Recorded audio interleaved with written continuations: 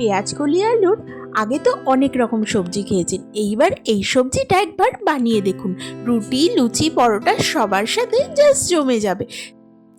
প্রথমে একটা কড়া বসিয়ে দেব, তারপরে তাতে সামান্য পরিমাণ তেল দেব। এবার একটা ডিম লবণ দিয়ে ভালোভাবে ফেটিয়ে নেব। তারপরে কড়ার মধ্যে ডিমটা দিয়ে দেবো। ডিমটা এবার নাড়াচাড়া করে ভালোভাবে একটা ভুজিয়া আকার করে নেব। ভুজিয়াটা লাল লাল করে তুলে নেব। এইবারে ওই কড়াইতে আবার সামান্য তেল দিয়ে কালো জিরে আর শুকনো লঙ্কা ফোড়ন দেব। তারপরে কুচি করে কেটে রাখা আলু দিয়ে দেব। আলুতে আগে থেকেই আমি একটু নুন হলুদ মাখিয়ে রেখেছিলাম, যাতে আলুটা ঝরঝরে হয়। আগে থেকে নুন হলুদ মাখিয়ে রাখলে আলু ভাজা ভীষণ ভালো হয়।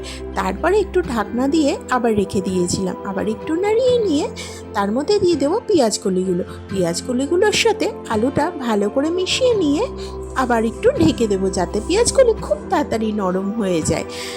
তারপরে এবার পরিমাণ মতো লবণ দিয়ে দেব, লঙ্কার গুঁড়ো দেব সামান্য একটু, আর দেব জিরে গুঁড়ো। আগে থেকেই লবণ দেওয়া ছিল আলুতে, এবার একটু বুঝেই দিতে হবে।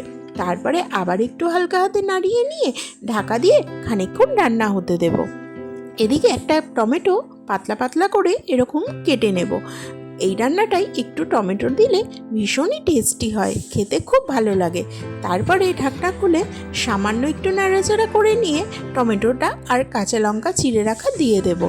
দিয়ে ভালো করে মিশিয়ে নিয়ে আবার একটু ঢাকা দিয়ে টমেটোটা সিদ্ধ হতে দেব। টমেটোটা মিশে গেলে এবারে ভেজে তুলে রাখা ওই ডিমটা এই সময় দিয়ে দিতে হবে। ডিমটা দিয়ে ভালোভাবে সমস্ত সবজির সঙ্গে মিশিয়ে নিতে হবে। মিশিয়ে নিয়ে সামান্য একটু পোস্ত ছড়িয়ে দিলেই দুর্দান্ত টেস্টের এই পেঁয়াজকলির সবজি রেডি হয়ে যাবে। আমার ভিডিওটি ভালো লাগলে একটা সাবস্ক্রাইব না করে যাবেন না কিন্তু। দেখুন গরম গরম সার্ভ করে দিলাম। আর এই রেসিপিটা বাড়িতে বানিয়ে কমেন্টসে অবশ্যই জানাবেন কেমন লাগলো। টাটা।